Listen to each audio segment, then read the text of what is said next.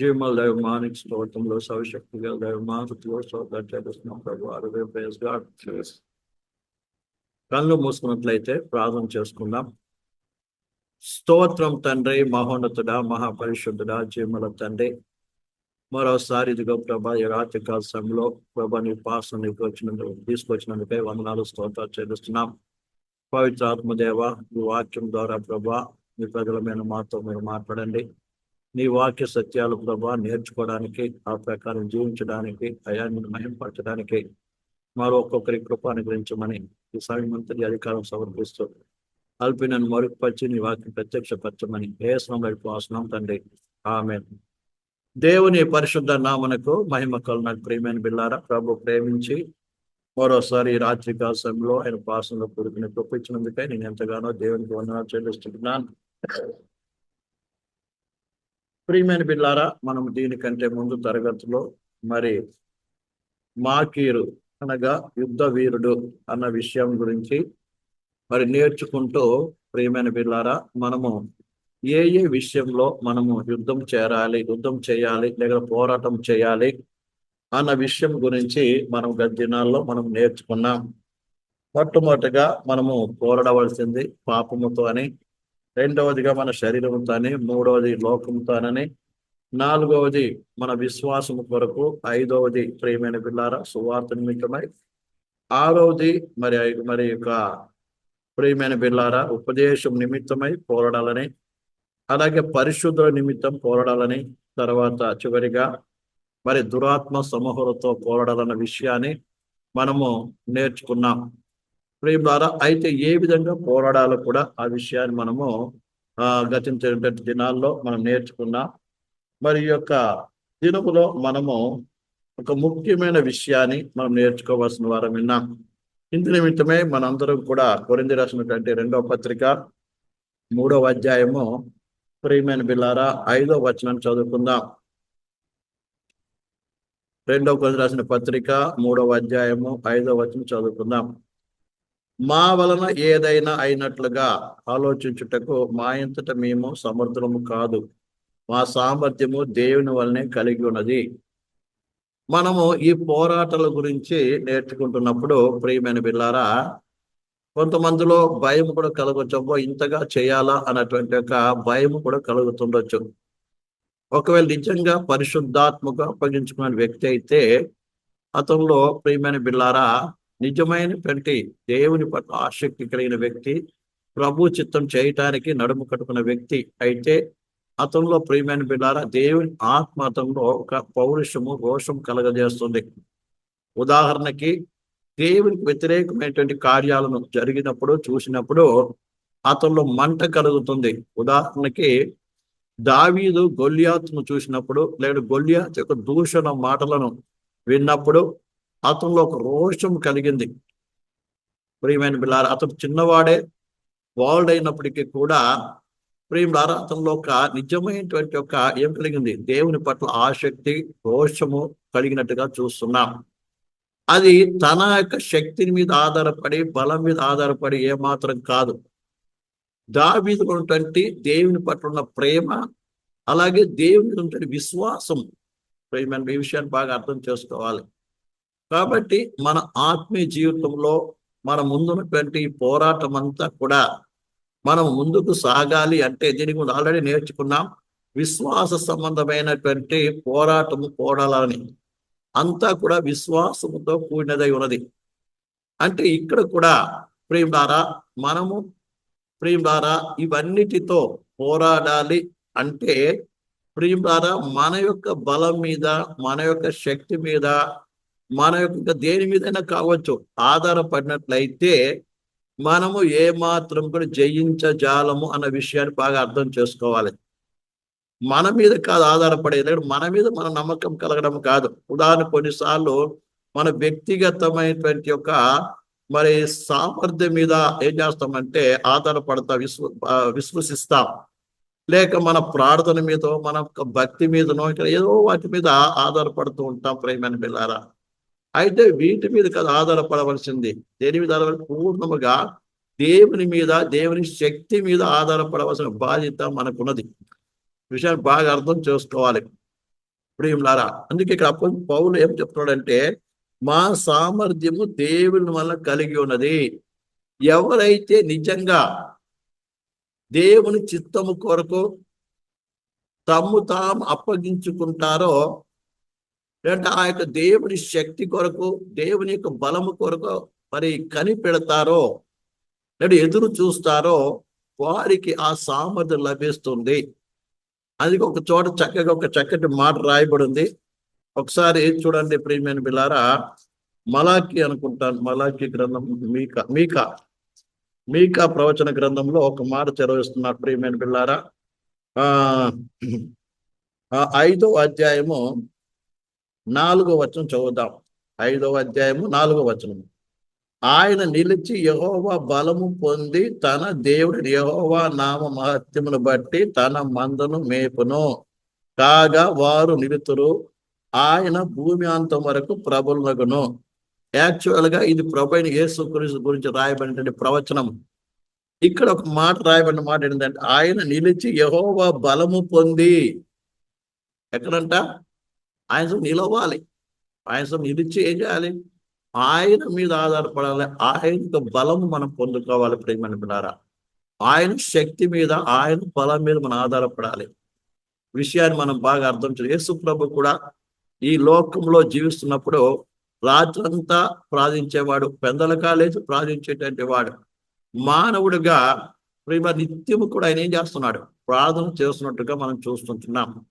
కాబట్టి దేవుని యొక్క సేవలో కావచ్చు, లేదా ఈ పోరాట జీవితంలో కావచ్చు, మనకి శక్తి బలం మీద కాదు, కానీ దేవుని మీద ఆధారపడవలసిన వారమై ఉన్నాము. ఆ సామర్థ్యము దేవుడు మనకు అనుగ్రహిస్తాడు. అంతేగాని సొంత సామర్థ్యం వలన ఏది జరిగేది కాదండి. అందుకే నిత్యము ఎక్కడ ఉండాలి? దేవుని సన్నిధిలో ఉండాలి. ఇవన్నిటిని జయించాలంటే మనం ఎక్కడ ఉండాలి? దేవుని సన్నిధిలో నిత్యము కనిపెడుతూ ప్రార్థిస్తూ ఉండాలి. మన హృదయాన్ని కుమ్మరించాలి దేవుని ఎంత. ప్రియమైన పిల్ల, దేవుని శక్తి కొరకు అడగాలి, దేవుని అభిషేకం కొరకు అడగాలి, దేవుని కృపకు అడగాలి. మన దీన మనసులమే తగ్గించుకొని, ప్రియం ద్వారా మొట్టమొదటి అర్థం చేసుకోవాలంటే, నా వల్ల అయ్యేది కాదు. మన హృదయం మన ఎవరికి వారు ఏం కాదు. నా వల్ల ఏమి కాదు ప్రభువా, నీ వలన మాత్రమే అవుతుంది, నువ్వే సమస్యలు చేయగల శక్తివంతుడవు అని మనంతటా మనం ఏం చేయాలి? గ్రహించి దేవుని శక్తి మీద, దేవుని బలం మీద ఆధారపడినప్పుడు దేవుడు తన శక్తిని, బలాన్ని అనుగ్రహిస్తాడు. ప్రియమైన వారు, ఈ విషయాన్ని మనం అర్థం చేసుకోవాలి.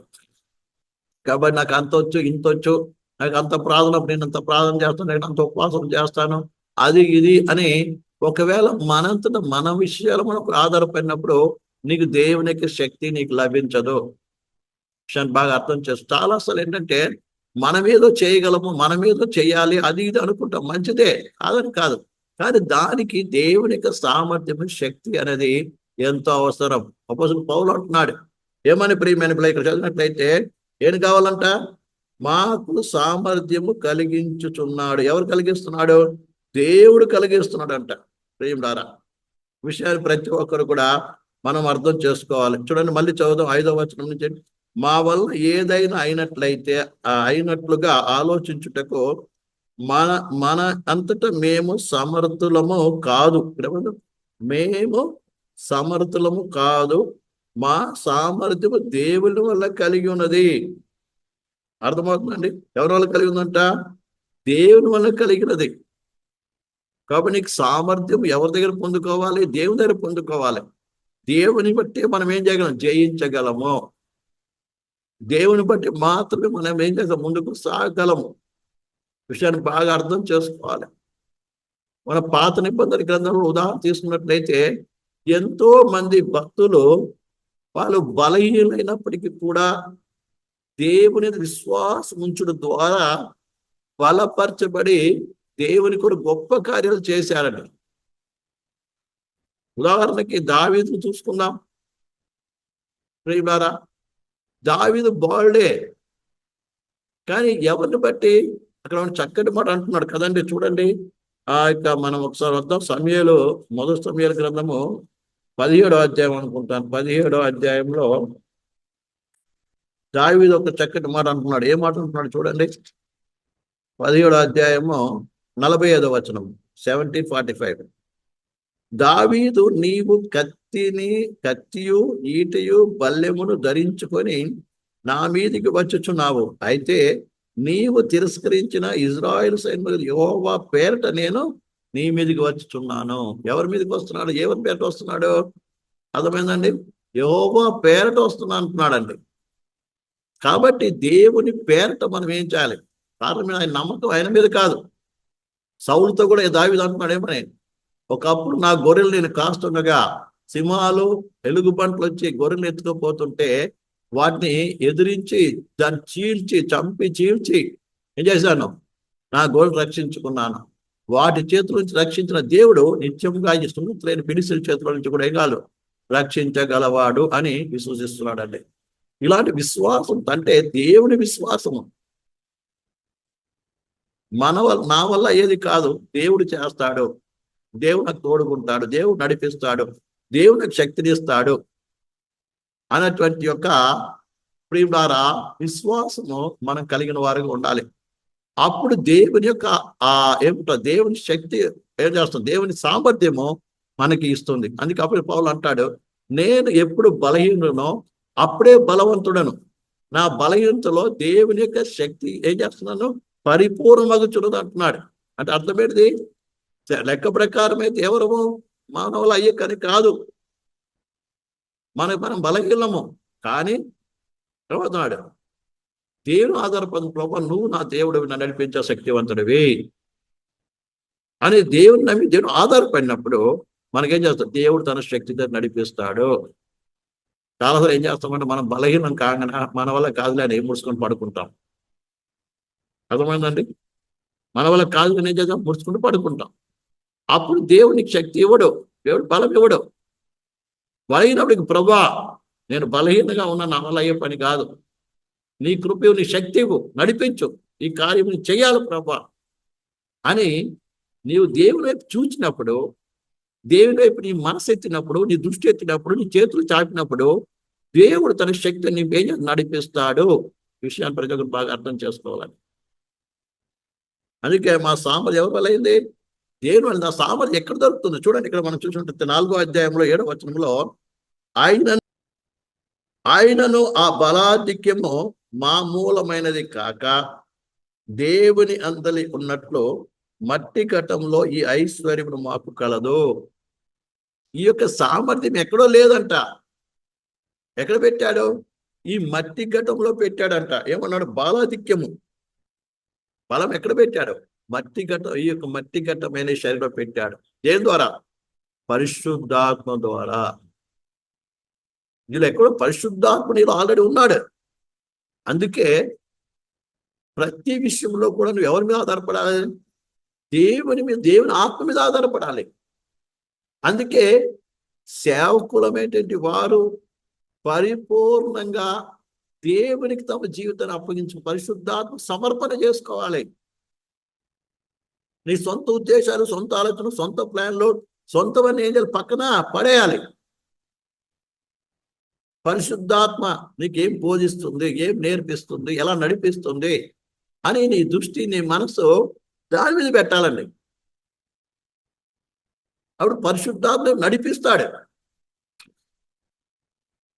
ఒక వ్యక్తి పరిశుద్ధాత్మకి పరిపూర్ణంగా అప్పగించుకున్న వ్యక్తి అయితే, లేక పరిశుద్ధాత్మ చేత నడిపించబడుతున్న వ్యక్తి అయితే, ప్రియులారా, పవిత్రాత్మ దేవుడు ఏం చేస్తాడు తెలుసా? ముందుగానే అన్ని సిద్ధపాటు చేసి నడిపిస్తాడు. రేపటికి ఏం కావాలో, రేపు ఎలాంటి పరిస్థితి ఎదురవుతుందో అన్నింటినీ చేసి ముందుగా సిద్ధపాటు చేస్తాడు. ఉదాహరణకి దేవుడు రేపు మనం ఎక్కడికైనా దేవుని వాక్యం చెప్పడానికి వెళ్తున్నాం అనుకోండి, ఒక ప్రజలు వెళ్తున్నాం, అక్కడ మనకి ఎలాంటి యొక్క ప్రశ్న అడుగుతారు, అక్కడ ఎలాంటి జవాబు ఇవ్వాలి, ఇవన్నీ దేవుడు ముందుగానే అన్ని ప్రిపేర్ చేసి పంపిస్తాడు. అదొక విషయం. అది జ్ఞాన విషయంలో కావచ్చు, ఏ విషయంలో కావచ్చు. అలాగే రేపు ఏదైనా సమస్య ఎదుర్కోబోతున్నా అనుకోండి, ఈ రాత్రి మనల్ని పరిశుద్ధాత్మ సిద్ధపాటు చేస్తాడు. ఇలాంటి అనుభవాలు ఎన్నో పొంది ఉన్నాను ప్రియమైన పిల్ల. చెప్తున్నారా? కొన్ని విషయాలు నాకు బైబిల్ నుంచి కావచ్చు, ఇతర మరి ఏమంటారు దాన్ని, మెటీరియల్ నుంచి కూడా ఆ దేవుడు కొన్ని విషయాలు నాకు నేర్పిస్తాడు. నిజంగా మరి అది తర్వాత ఇతర ప్రదేశం వెళ్ళినప్పుడు పరిచర్య కావచ్చు, లేకపోతే ఇంకొక సువాస సేవలో కావచ్చు, ఇంకా లేకపోతే ఇంకెక్కడైనా వెళ్ళినప్పుడు అది ఎంతో చక్కగా ఉపయోగపడుతుంది. అప్పుడు అనుకుంటాను, ప్రభు నిజంగా ఈ విషయం నాకు ఇప్పటివరకు తెలియదు, కానీ దేవుడు నాకు ముందుగా నేర్పించి పంపించాడు అనుకుంటా. అలాగే రేపు ఏదైనా శోధన వస్తుంది అనుకో, ఈ రాత్రి అంతా ఏం చేస్తాడు, ప్రార్థనలో నేర్పిస్తాడండి. ఎందుకో తెలియదు, లేపుతాడు, ప్రార్థన చేస్తూ ఉంటాడు. ఆత్మలో అన్ని భాషలతో ప్రార్థన నడుస్తూనే ఉంటుంది. అలా తెల్లారి చూస్తే ఏదో ఒక శోధన ఎదుర్కోవాల్సి వస్తుంది, ఏదో శ్రమ ఎదుర్కోవాల్సి, లేకుంటే ఏదో పరిస్థితి ద్వారా ఎదుర్కోవాల్సి వస్తుంటుంది. ఈ రీతిగా దేవుని సామర్థ్యం ఎక్కడో లేదు, నీలోనే ఉంది. అదెవరు? పరిశుద్ధాత్మ ద్వారా. అందుకే సేవకులైన వారు పరిశుద్ధాత్మ మీద ఆధారపడాలి. పశువు ముక్కుటిగా ఇవ్వలేదట. కానీ బలహీనైన పేతుర్ని దేవుడు తన బలమైనటువంటి ఆత్మతో నింపి ఏం చేశాడు? ఎంత ధైర్యవంతునిగా చేసి వాడుకున్నాడు. ధైర్యం ఇస్తుంది, జ్ఞానం ఇస్తుంది, అని చేంజ్ దేవుడు బలపరిచేది వాడుకుంటా ఉంటాడు ప్రేమ. కాబట్టి ఈ విషయాన్ని ప్రతి ఒక్కరు మనం బాగా అర్థం చేసుకోవాలి. అందుకే ఈ సామర్థ్యం ఎక్కడుంది? దేవుని వల్ల మాకు పొంది ఉన్నాము, ఇది ఎక్కడో లేదు, ఎక్కడ ఉంది, మనలోనే ఉంది అని ఇక్కడ దేవుని యొక్క వాక్యం మనము చూపిస్తా ఉంది ప్రేమైన పిల్లారా. తర్వాత 2వ కొరింథీయులకు రాసిన పత్రికలోనే 13వ అధ్యాయం 3-4 చదువుదాం. 13వ అధ్యాయము 3-4.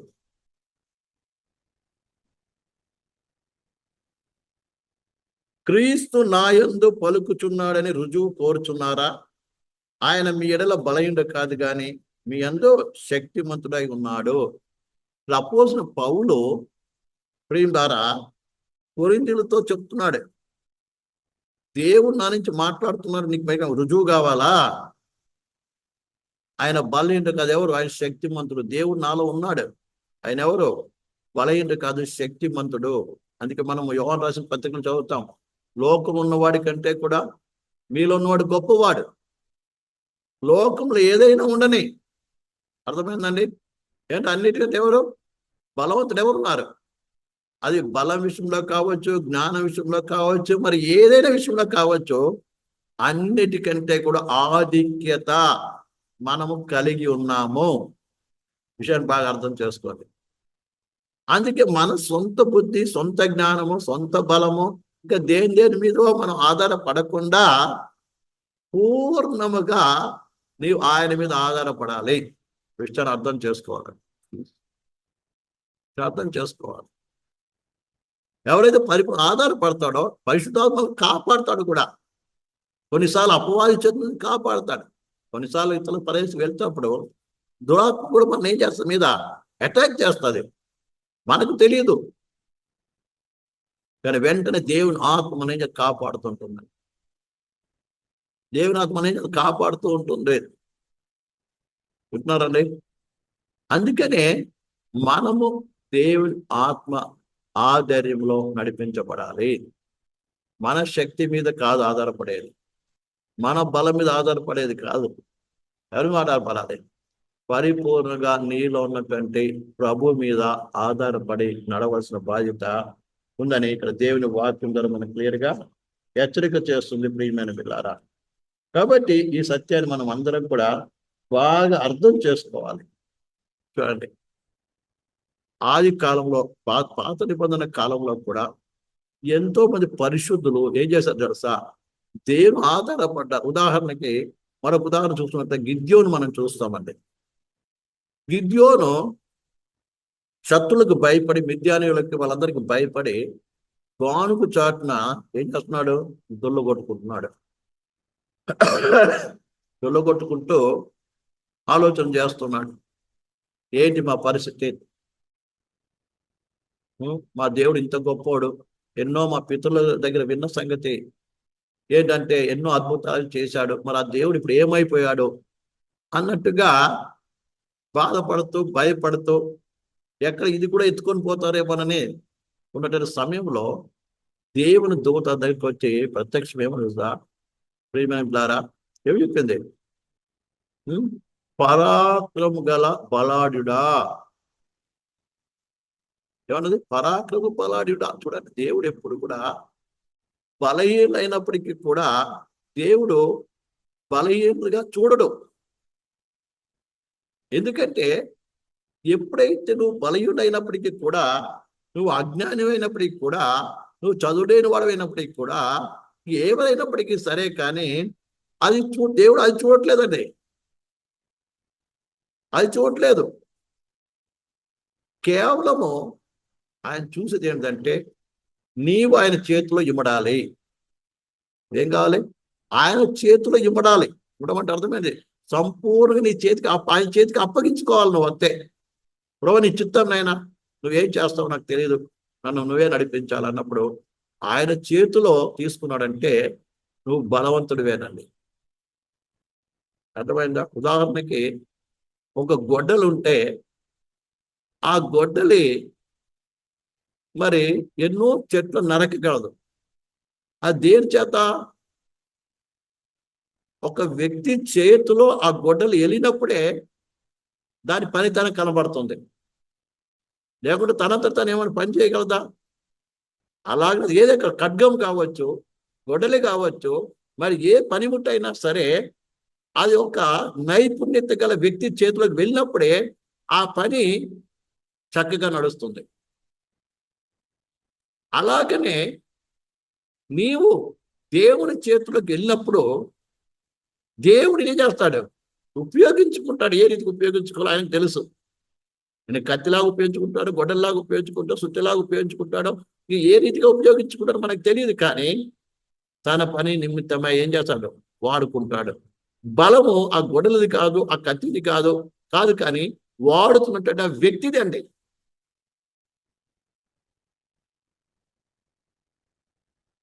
కాబట్టి కత్తో సుత్తో అది అనుకోవడానికి తప్ప నా బలము చూడు, నేను ఎంత పని చేసేస్తాను అనుకుంటే అది వెరితనము. ఆయన చూసి అవతల పడేసినట్టు అక్కడ పడిపోవలసిందే, ప్రియమైన పిల్లలు. కాబట్టి నీవు ఆయన చేతికి సమర్పించుకోవాలి. అది సమర్పించుకోవాలి, ప్రియమైన పిల్లలు. ఆయన చేసి అప్పగించుకోవాలి. అప్పుడు దేవుడు వాడుకుంటాడు. బలం ఎవరిది? ఆయనది. ఆ బలాన్ని మనలో ఉంచి దేవుడు వాడుకుంటాడు. ఆయన జ్ఞానం మనలో ఉంచి వాడుకుంటాడు. అందుకే ఒకసారి దేవుని వాక్యం కొరింథీ రాసిన పత్రికలో మనం చూస్తాం, ఏమని?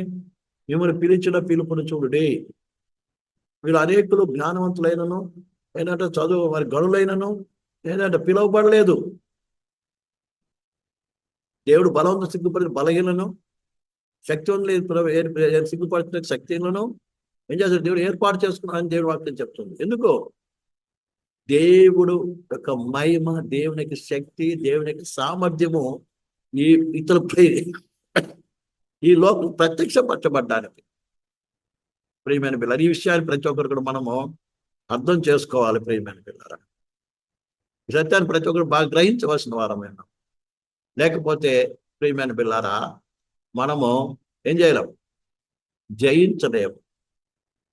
మన ముందున్నటువంటి ఈ యొక్క విషయాలను జయించలేము. పాపం కావచ్చు, మన శరీరానికి కావచ్చు, అలాగే ప్రియమైన పిల్లరా మరి ఆ యొక్క రకరకాల అన్ని స్వార్థ విషయంలో కావచ్చు, విశ్వాస విషయంలో కావచ్చు, అలాగే మన ఎదురు దురాత్మ సమూహాలతో ఏం చేయలేం. ప్రియమైన పిల్లరా, మనం ఏం చేయలేం, పోరాడలేము. కాబట్టి నీ జీవితంలో ఎదురవుతున్నటువంటి నువ్వు పోరాడవలసినటువంటి దాంట్లో జయం పొందుకోవాలంటే ప్రియా దేవుని సామర్థ్యము, దేవుని శక్తి ఎంతో అవసరమని దేవుని వాక్యం మనకి క్లియర్గా హెచ్చరిక చేస్తూ ఉంది. కానీ యెషయా గ్రంథము 41వ అధ్యాయము, యెషయా గ్రంథము 41వ అధ్యాయము చూసినప్పుడు 14 నుంచి చదువుదాం. పురుగు వంటి యాకోబు, స్వల్ప జనమగు ఇజ్రాయేలు, భయపడకము, నేను నీకు సహాయము చేయుచున్నాను అని యెహోవా సెలవిస్తున్నాడు. నీ విమోచకుడు ఇజ్రాయేలు పరిశుద్ధ దేవుడే. కంకులు పెట్టబడి పదును గల కొత్తదైన నురిపిడి మ్రానుగా నిన్ను నియమించి ఉన్నాను.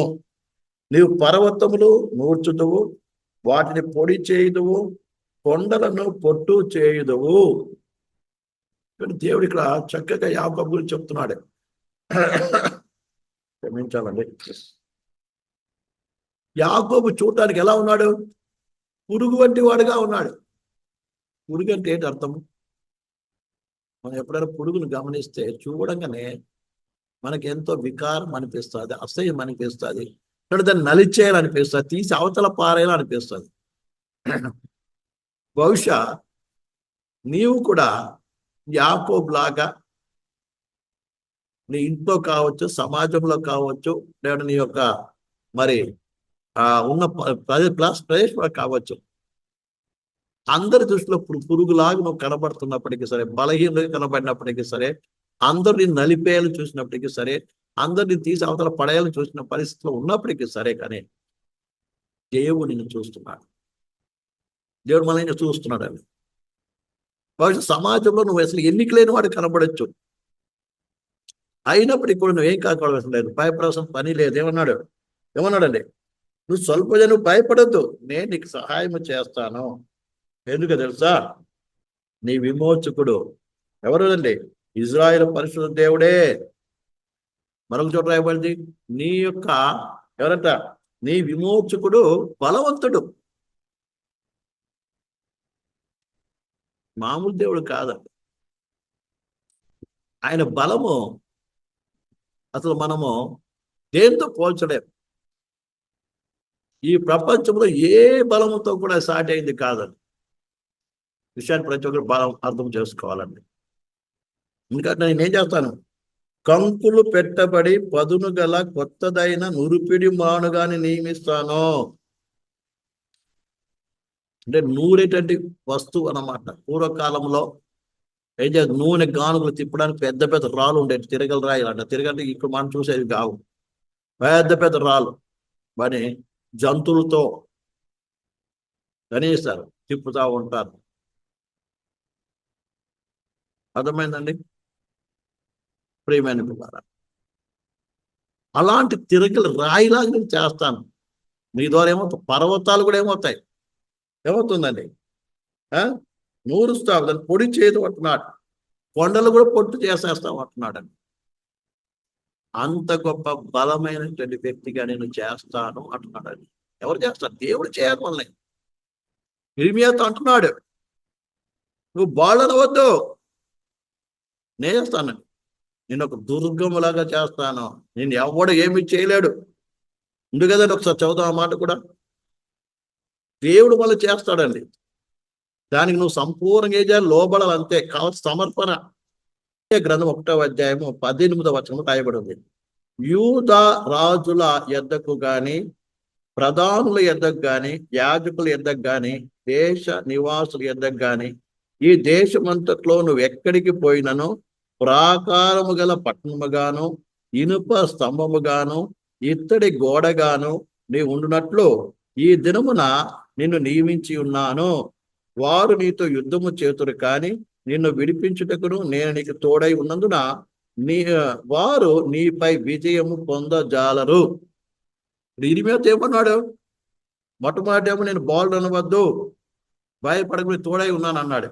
తర్వాత 18 వచ్చేటప్పటికి ఏమన్నాడు? నేనేం చేస్తాను? నేను చేస్తా. ప్రియులారా, నువ్వు ఎక్కడికి వెళ్ళు, నువ్వు ఎలా ఉంటావు? ప్రాకారం గల పట్టణముగా, ఇనుప స్తంభముగా, ఇత్తడి గోడలాగా నీవు ఉంటావు. కాబట్టి ఎవరు ఏమీ చేయజాలరు. నేను ఢీకొన్నా కూడా వాళ్ళే నాశనం అయిపోతారే తప్ప ఎవరు ఏమీ చేయలేరు. అంత స్ట్రాంగ్ గా చేస్తున్నాడు ప్రీత. అంత బలం ఇస్తున్నాడు మన దగ్గర, అంత బలవంతులుగా దేవుడు చేస్తున్నాడు. ఎంత బలం అండి! పౌలు శీలు చూడండి, సామాన్య మనుషులు అందరూ బాగా కొట్టారు పాపం. ఆ ఫిలిప్పి ప్రదేశంలో సువార్త ప్రకటించినందుకు బాగా కొట్టి, గాయపరిచి, తీసుకొని చెరసాల్లో వేసి, కాలుకి 2 బొండలు బిగించి ఏం చేశారు? చెరసాల్లో వేసేశారు. కానీ పౌలుసులు ఏం చేస్తున్నారు? ఆ మధ్యరాత్రుల్లో పాటలు పాడుకున్న దేవుని స్తుతిస్తూ ఆరాధిస్తున్నప్పుడు ఆ ఆరాధన ఆ పవలు ఏం చేస్తున్నారు? వారు ఉన్నటువంటి ఆ యొక్క ప్రదేశం అంతా కూడా భూకంపం వచ్చింది. ఎంత శక్తి ఉండొచ్చు వాళ్ళ దగ్గర? ఎవరి శక్తి? దేవుడి శక్తి కదా. ఆ శక్తికి ఏం చేసి ఆ యొక్క ప్రేమ ఆ జైలంతా కూడా వెళ్ళిపోయింది. తలుపులన్నీ ఊడిపోయాయి, అందరి సంఖ్యలు ఊడిపోయింది. విచిత్రం చూడండి. ఒకవేళ భూకంపం వస్తే గోడలు పగిలిపోతాయి, ఆ తలుపులు పగిలిపోయాయి అనుకోండి, చేతులు కూడా కాళ్ళకు సంఖ్యలు ఎట్లా పోతాయి? ఎవరైనా చేసి నరికితే కదా పోతుంది. ఎలా పోయింది? ఎంత విచిత్రంగా ఆ యొక్క కాళ్ళకు ఉన్నటువంటి బొండం కూడా ఏమైంది? విడిపోయింది. ఇంకెంత శక్తి తెలుసా? ఆ జైలు ఉన్న వారందరి హృదయాలు మార్చేయబడినది.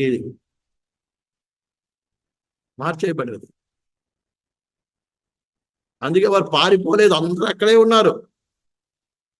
లెక్క ప్రకారం చూస్తే అర్థమవుతుందండి. లెక్క ప్రకారం చూస్తే ఏమవుతుంది? జైలు ఉన్నటువంటి యొక్క ఖైదీలందరూ ఏం చేస్తారు? ఎప్పుడు పారిపోదాము, తప్పించుకుందామని ఆలోచిస్తారు. మీరు మన దసరా అప్పుడు ఒక న్యూస్ వచ్చింది, మీరు విన్నారో వినలేదు. జైల్లో ఇక్కడ గుజరాత్ ఎక్కడ అనుకుంటాను, గుర్తులేదు సరిగా ప్లేసు. జైల్లో దసరా ఉత్సవాలు చేస్తున్నారంట. అందులో రాముడు ఈ వేషం వేసుకొని ఏం చేస్తున్నారు? డ్రామా వేస్తున్నారు. అందులో ఇద్దరు ఏం చేశారు? వానరుల యొక్క ఏం చేశారు? హనుమంతుడు అనుకుంటారు. హనుమంతుడు వేషం వేసుకుని ఏం చేస్తున్నాడు? ఆయన డ్రామాలు పాల్పడుతున్నాడు. వాడు ఏం చేశాడు తెలుసా? డ్రామా లాగా చేసుకుంటూ లంకను వెతుకుతూ పోతున్నట్టుగా వెళ్ళి గోడ ఎక్కి దూకి తప్పించుకుని పారిపోయాడంట. మన జరిగిన సంగతి ఈ దసరాకి. ఎందుకు ఈ చెప్తున్నానంటే, ఖైదీలు ఎప్పుడు తప్పించుకోవడానికి ప్రయత్నం చేస్తుంటారు ఏదో మొక్క మీద. కానీ ఇక్కడ ఉన్నటువంటి 250 మంది, అంతే కదా? 250 మందినా ఎంతమంది ఖైదీలు?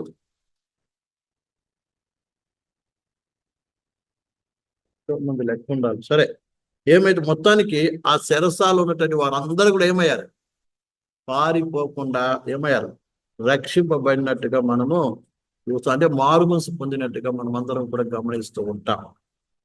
కాబట్టి ప్రియమైన పిల్లారా, అంత గొప్ప శక్తి మనలో దేవుడు పెట్టాడు. ఎందుకంటే దేవుడు మనలో ఉన్నాడు. అందుకనే విశ్వాసం మనము దేవుని మీద మనం ఆధారపడవలసిన వారుగా ఉన్నాము.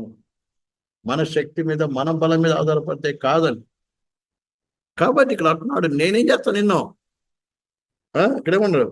కంకులు పెట్టబడి పదును గల కొత్తదైన మురిపిడి మానుగా నిన్ను నియమించి ఉన్నాను.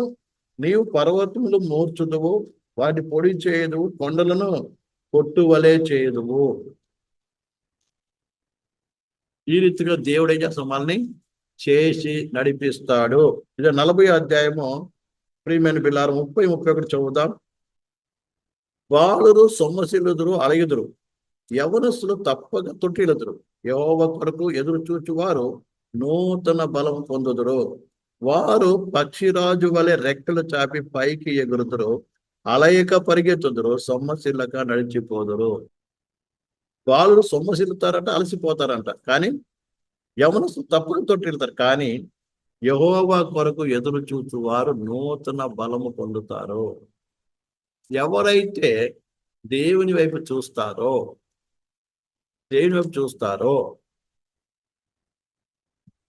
ఎప్పుడు చూస్తామో? మన శక్తి, మనం బలమే నమ్ముకోకుండా, నా దేవుడు ఉన్నాడు నాకు, ఆయన నాకు సహాయం చేస్తాడు, ఆయన నాకు తోడుగా ఉంటాడు, ఆయన నడిపిస్తాడు, మనుష్యుడిగా మన వల్ల ఏమీ కాదు, సమస్తం దేవుడు చేస్తాడని ఎప్పుడైతే విశ్వసిస్తావో, నీ ముందు ఏ పరిస్థితి ఉండని, ఏ కష్టము రావచ్చు, ఏ శ్రమ ఉండొచ్చు, ఏ నిందలు ఉండొచ్చు, ఎలాంటి ఆర్థిక ఇబ్బందులు ఉండొచ్చు, ఎలాంటి అనారోగ్య సమస్య ఉండొచ్చు, అంటే ఏ ఇంటకు ఉండొచ్చు, బయట సమస్య ఉండొచ్చు, సేవల సమస్య ఉండొచ్చు, ఎలాంటి పరిస్థితి ఉండొచ్చు. ఎప్పుడైతే దేవుని సన్నిధిలో మోకరించి ఆయన చూసి, ప్రభా నీవే నన్ను నడిపించే దేవుడివి. ఎందుకంటే దేవుని వాక్యం స్పష్టంగా చెప్తుంది, ఆయన ఇరుక్కుల్లో విశాలత కలగజేయ దేవుడు. నీ ముందు బైక్ ఇరుక్కుండొచ్చు, కానీ అందులోనే మార్గం తీసి నడిపించగల శక్తివంతుడు మన దేవుడు. నడిపించిన శక్తివంతుడు దేవుడు. అందుకే నువ్వు ఆయన వైపు ఎదురు చూసినప్పుడు ఏం నూతన బలం పొందుతావు, నూతన శక్తి పొందుకుంటావు, నూతన అభిషేకం పొందుకుంటావు. దేవుడు బలపరిచి నడిపిస్తాడు. అందుకే దేవుని బలం కొరకు ఎదురు చూడాలంట. అందుకే ఆయన కృప కొరకు ఎదురు చూసేవారు నూతన బలం పొందుతారంట. నువ్వు దేవుడు కూర్చొని కనిపెట్టాలి. ఒకవేళ నీ పరిస్థితి తారుమారైనప్పుడు నువ్వు కలవరపడి అటు ఇటు పరిగెత్తడం కాదు, వాళ్ళకి వీళ్ళకి చెప్పుకోవడం కాదు, నీకు ఏదేదో ఆలోచన చేసి కూర్చొని చింతపడడం కాదండి. సీదా ఏం చేయాలి? దేవుని దగ్గరికి వెళ్ళి మోకరించి కన్నీరు కార్చి ఏడటం ప్రారంభించాలంతే. నేను నేర్చుకున్నది అదే. నా మనసుకి ఏది వ్యతిరేక పరిస్థితి అయినా, ఏ బాధ వచ్చినా, ఏది వచ్చినా వెళ్ళి దేవుని దగ్గర కూర్చొని ఏం చేద్దాం, నాకు సమాధానం దొరికేంత వరకు కూడా దేవుని దగ్గర ఏడ్చి ఏడ్చి ఏడ్చి ప్రార్థన చేయడం అంతే. ఆ తర్వాత అదంతా పోయి గొప్ప సమాధానం వస్తుంది. అలాగే దేవుడు ప్రతి దాని ఏం చేస్తున్నాడు, మార్గం తెరిచి నడిపిస్తూ వస్తున్నాడు. అర్థమవుతుందండి? కాబట్టి ఈ విషయాన్ని మనం బాగా అర్థం చేసుకోవాలి. మన ప్రతి ఒక్కరు అలాంటి అనుభవం కలిగిన వారైతే నిత్యముగా మీ యొక్క జీవితంలో అద్భుతాలు, మహిమగల కార్యాలు, ఎలాంటి పరిస్థితి వచ్చినా కూడా అవన్నీ అధిగమించి ముందుకు సాగారు. అది వ్యక్తిగత విషయం కావచ్చు, కుటుంబ విషయం కావచ్చు, ఆర్థిక పరిస్థితుల విషయం కావచ్చు, సేవ విషయం కావచ్చు, ప్రేమ. కానీ అనేక సార్లు అది వదిలిపెట్టి ఏం చేస్తాం, శారీరకంగా చేయడానికి ప్రయత్నం చేస్తాం. లోకస్తులు అందరూ చేసేటట్టుగా చేయడానికి ప్రయత్నం చేస్తారు చాలా మంది, అందులోనే ఓడిపోతాం. అంటే దేవుని మహిమను మనం చూడలేము, దేవుని శక్తిని చూడలేము. ఎప్పుడైతే దేవుని మీద ఆధారపడకుండా నీ అంతట నువ్వు ఆ లోకాన్ని అనుసరించి లేదా నీ సొంత జ్ఞానాన్ని అనుసరించి నువ్వు అడుగులు వేస్తావో అప్పుడు దేవుడు నీకు ఎలాంటి సహాయం చేయడు. ఆయన మౌనంగా ఉండిపోతాడు అంతే. దాని ప్రతిఫలం నువ్వే అనుభవిస్తావు. అలాగే బాధపడి ఏం ప్రయోజనం లేదు. దేవుని మహిమ కూడా నీవు చూడలేవు. ఈ విషయాన్ని బాగా ప్రతి ఒక్కరు అర్థం చేసుకోవాలి. బహుశా కొంత మటుకు నువ్వు జయం పొందినట్టు నీకు అనిపిస్తుండొచ్చు, అందులో దేవుని కార్యం మాత్రం ఏమాత్రం ఉండదు. దానివల్ల దేవుని మహిమ రాదండి. అందుకే దేవుని వరకు మనం చూసినప్పుడు ప్రియమైన బిల్లారా, మన దేవుని వాక్యం మనం గమనించినట్లయితే ప్రియమైన బిల్లారా, చాలా సార్లు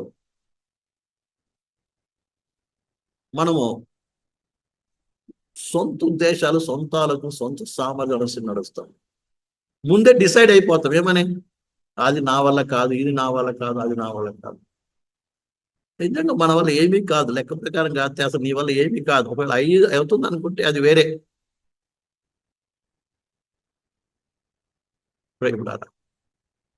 ఒక వ్యక్తిని ఎవరి మీద ఆధారపడాలి? దేవుని ఆధారపడాలి, పరిపూర్ణంగా దేవుని ఆధారపడాలి. అంటే యెహోవా కొరకు ఎదురు చూసేవారు నూతన బలము పొందుదురు. పక్షిరాజు వలె అవుతారు. పక్షిరాజు ఏం చేస్తారు సార్?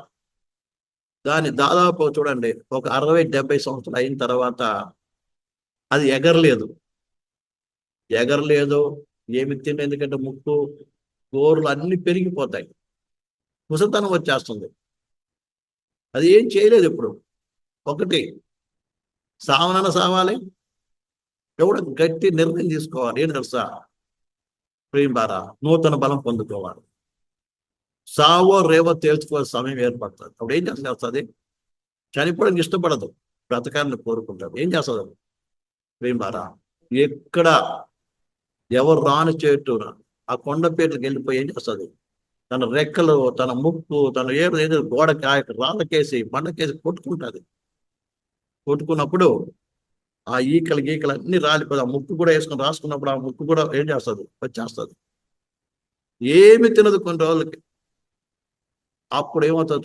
కొత్తగా ఏమొస్తుంది తెలుసా? రెక్కలు, కొత్తగా ఈకలు, కొత్తటి అన్ని కొత్తగా వచ్చినప్పుడు మళ్ళీ యవ్వన బలం మనకు వచ్చేస్తుంది.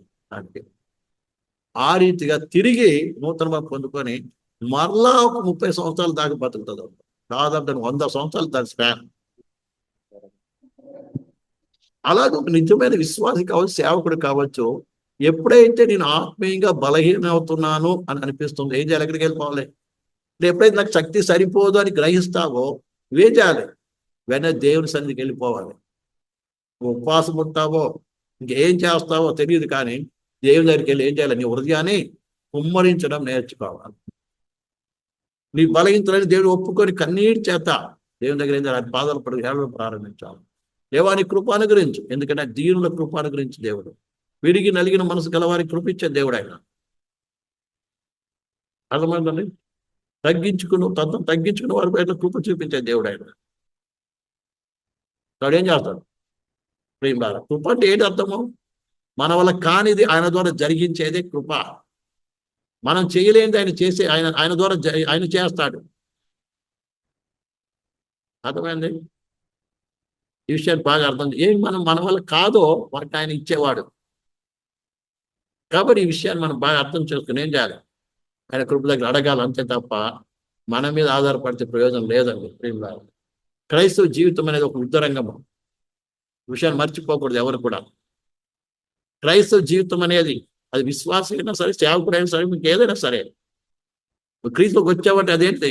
యుద్ధరంగం అది. అర్థమైందండి? యుద్ధరంగం అది. ఆ యుద్ధరంగంలో ప్రియమైన బిడ్డారా నువ్వేం కావాలి? ప్రియమారా జయించాలంటే దేవుని శక్తి కావాలి.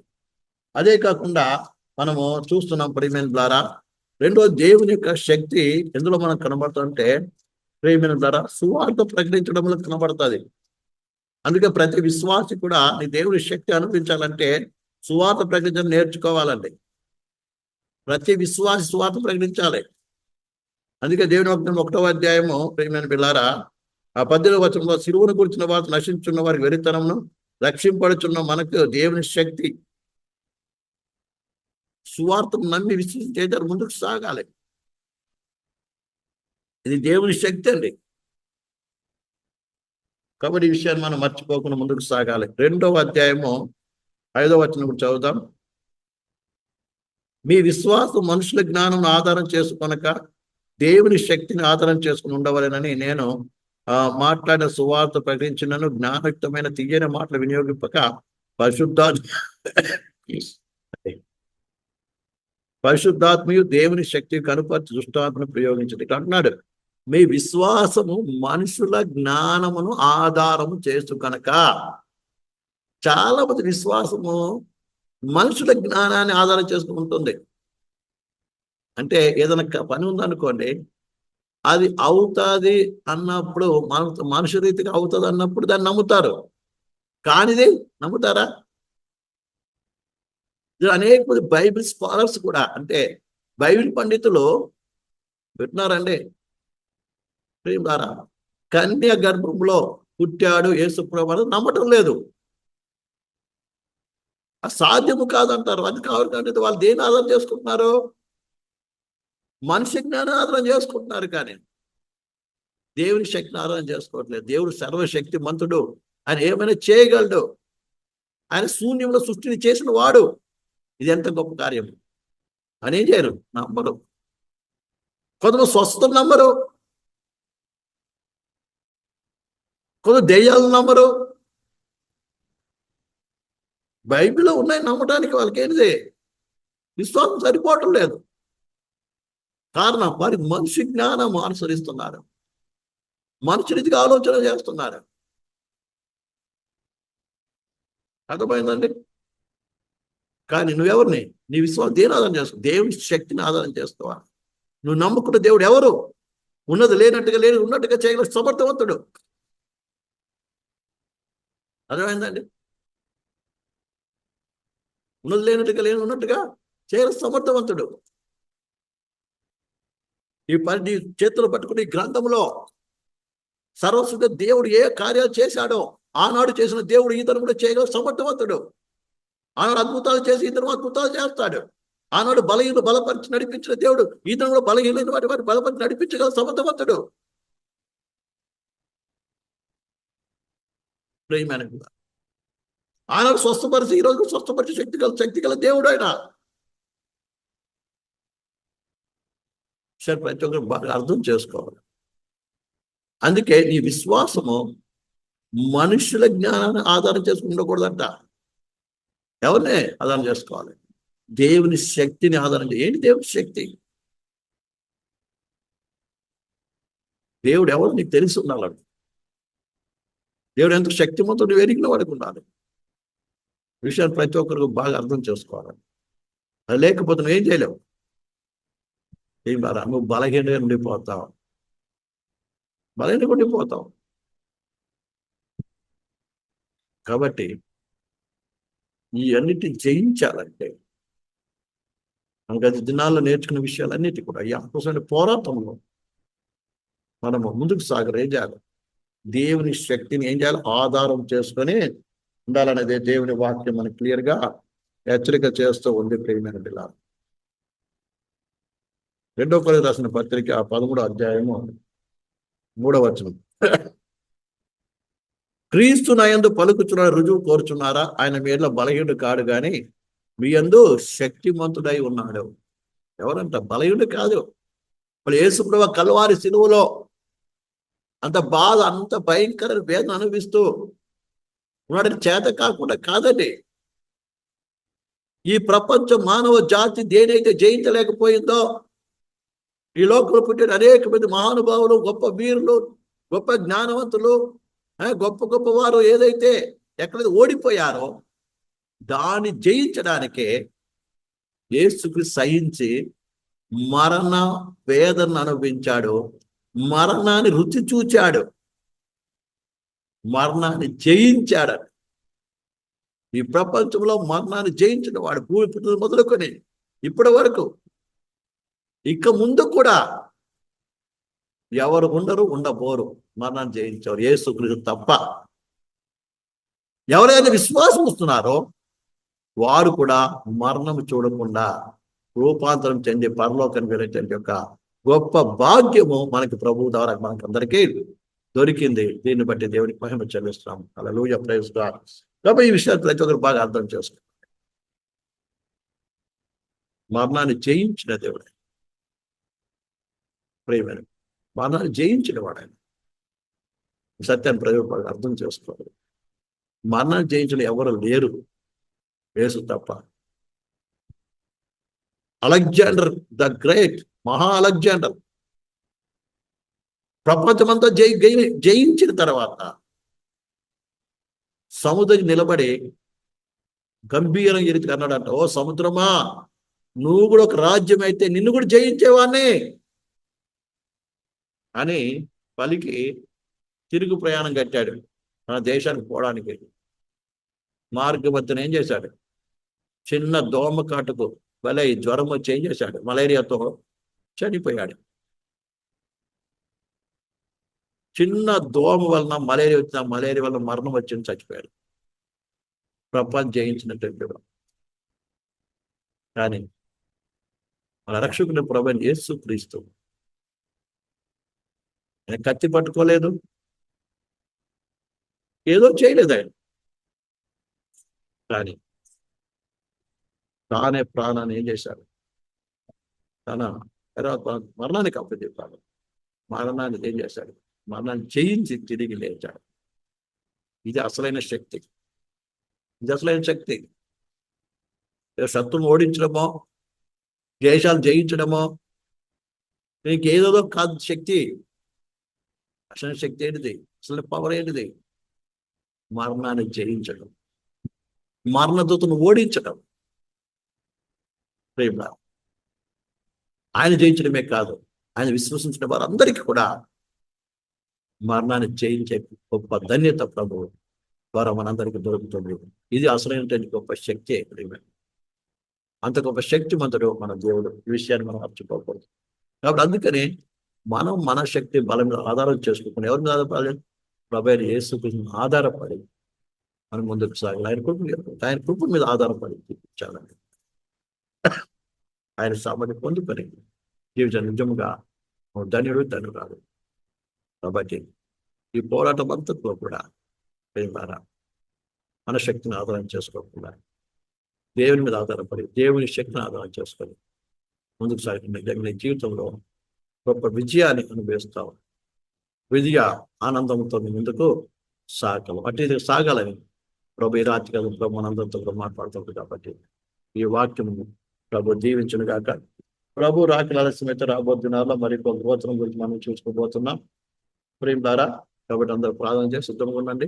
ప్రభు మీకు అందరికీ తోడైన కాక. కళ్ళు మూసుకుంటే ప్రార్థన చేసుకుందాం. చెప్పని విషయాల్లో ఎవరైనా డౌట్స్ ఉంటే కూడా మీరు అడగొచ్చండి. ప్రతి ఒక్కరు కూడా క్రమం ప్రకారము చెప్పని వచనాన్ని కావచ్చు మిగతావి కావచ్చు అందరూ కూడా మరి చక్కగా మరి నోట్స్ రాసుకుంటే మీకు ఉపయోగకరంగా ఉంటుంది. ఇది ఉపయోగకరంగా ఉండాలి. ఇది కేవలం మీకు ఒకరికొరకే కాదు, రాబోతున్న కాలంలో మీరు ఇతరులకు కూడా బోధించవలసిన బాధ్యత కూడా ఉంది. ఇంకో మరి యొక్క ఆలోచన మరి యొక్క ఇదేంటంటే ప్రభు చిత్తమైతే ప్రతి మంగళవారం కూడా తెలుగులోను తర్వాత కన్నడలోను బైబిల్ స్టడీ ముఖ్యంగా సేవకుల కొరకే. అది ముఖ్యంగా ఎవరైతే స్టార్టింగ్ ప్రథమంగా ఆల్రెడీ మీకు బోధించాను, అది తిరిగి బేసిక్ థింగ్స్ మొదటి నుంచి కూడా మరి కన్నడలో తెలుగులో కన్నడలో కూడా మరి సేవకుల కొరకు మరి బైబిల్ స్టడీ జరగబోతుంది మనకి ఇదే సమయంలో. మరి వాటి కొరకు కూడా ప్రార్థించండి. ఒకవేళ మీకు కూడా మరి సేవకులైన వారు వినటం మంచిది అనుకుంటున్నా నేనైతే, కాబట్టి మీరు కూడా పాలు పొందొచ్చు. కాబట్టి ప్రతి మంగళవారం కూడా మరి తెలుగు తర్వాత కన్నడలో ఏమవుతుంది బైబిల్ తరగతులు సేవకుల నిమిత్తమే. ఎవరైనా సేవ చేయాలనుకుంటున్నారో వాళ్ళ సేవలో నేను ముందుకు సాగాలి, ఎలా చేయాలన్నటువంటిదిగా దాని బేసిక్ థింగ్స్ అన్ని కూడా మరి అందులో నేర్పించడం జరుగుతుంది. వారి మీ జీవన చిత్తం అయితే మరి మీరు కూడా ఒకళ్ళ సమయం తీసుకొని ఆసక్తి గలవారు ఇందులో పాలు పొందవచ్చు. మరి దీనికి ప్రార్థన చేయండి. అలాగే ప్రభు సహాయం చేయనట్లుగా కళ్ళు మూసినైతే ప్రార్థన చేసుకుందాం.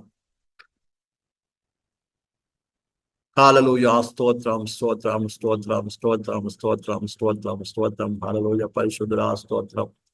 పవిత్రమైన తండ్రి నీ కృపలో సర్వశక్తి గల దైవమా స్తోత్రం ప్రభు.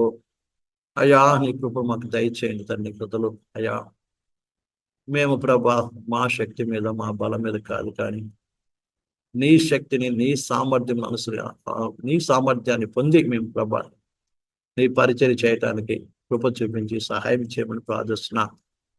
అనేక సార్లు మా సొంత బలం మీద సొంత శక్తిని ఆధారం చేసుకుని జీవించడం బట్టి మా జీవితంలో ప్రభా మేము చూడవలసిన మహిమను నీ మహిమను చూడలేకపోతున్నాం. మేము పొందవలసిన ఆశీర్వాదం పొందలేకపోతున్నాం. పొందవలసిన జయాన్ని మేము పొందలేకపోతున్నాం ప్రభు. కాబట్టి అది కాకుండా మేము నీ యొక్క మాట మీద ఆధారపడకు సహాయం చేయి దేవా. నీ శక్తి మీద నీ సామర్థ్యం పొందుకొని ప్రభా నీ పరిచయం చేసే కృప దయచేయమని కృప చూపించమని ఈ రాజుకి కూడా ప్రతి దీవించమని నా గొప్ప చేస్తున్నాను.